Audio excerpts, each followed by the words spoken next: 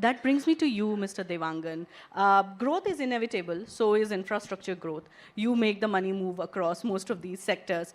Are you witnessing a shift where, as Ulka said, business and corporates are adapting green as not just as a CSR activity, but a conscious business choice, and you as a financer is witnessing healthy returns from that, which makes you invest more in these sectors? Let me just give an overall picture. India is the third largest producer of electricity after China and USA. And India is also third largest consumer of electricity. But per capita emission of carbon dioxide or per capita consumption of electricity is only 1/3 of the world average. See this in the context of our developmental aspiration that we want to become a developed economy by the year 2047, and we have also committed in Glasgow that will become net zero by the year 2070.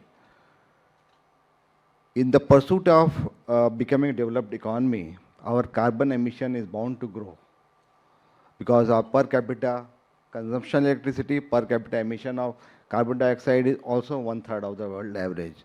While the developed countries, the per capita consumption of electricity is about 10 to 12 times of the world average.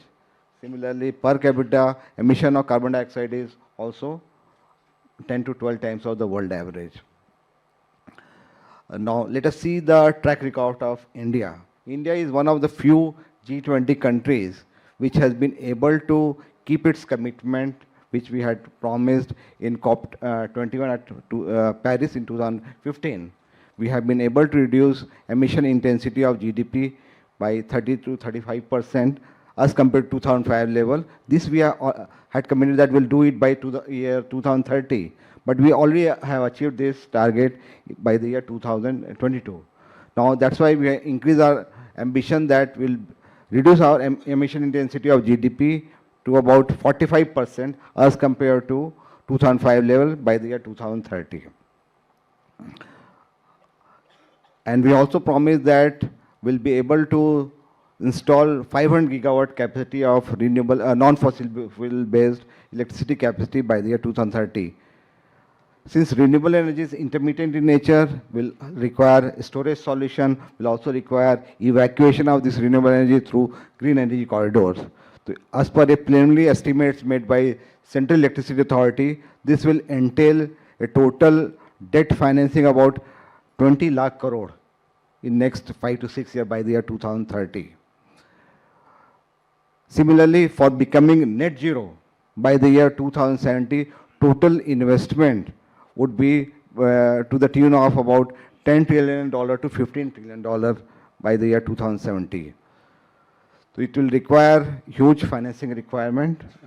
And in REC, we have made our business strategy like our renewable energy portfolio is about 34,000 crore as of now. Keeping in view the debt financing requirement of about 20 lakh crore in next 5 to 6 years, we are targeting a humble pie of about 3 lakh crore. We are planning to increase our renewable energy portfolio by 10 times to about 3 lakh crore by the year 2030. So but the issue is that the cost of financing. At what cost we are providing the financing, that is the real challenge for which all the policymakers, all the multilateral development banks, they have to put together and bring down the cost of financing of this energy transition related initiative.